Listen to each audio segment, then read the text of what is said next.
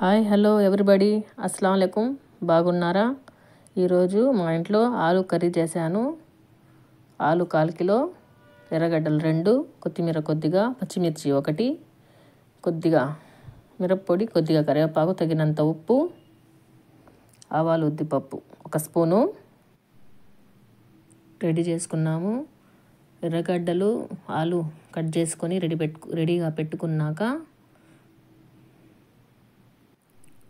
అన్నీ రెడీగా పెట్టుకున్నాక కట్ చేసుకొని రెడీగా పెట్టుకోవాలి. ఫస్ట్ స్టవ్ వెలిగించుకొని తగినంత నూనె వేసి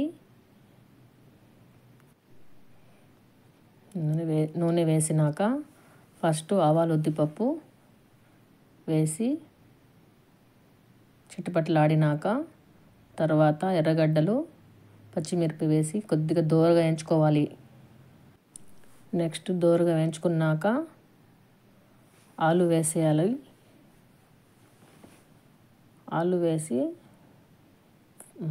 పసుపు దోరగా వేయించుకోవాలి. ఆలు కూడా కొద్దిగా మెత్తగా పడినాక గోల్డ్ కలర్లో వచ్చేయాలండి. ఆలు తగినంత ఉప్పు వేసి ఫ్రై చేసుకొని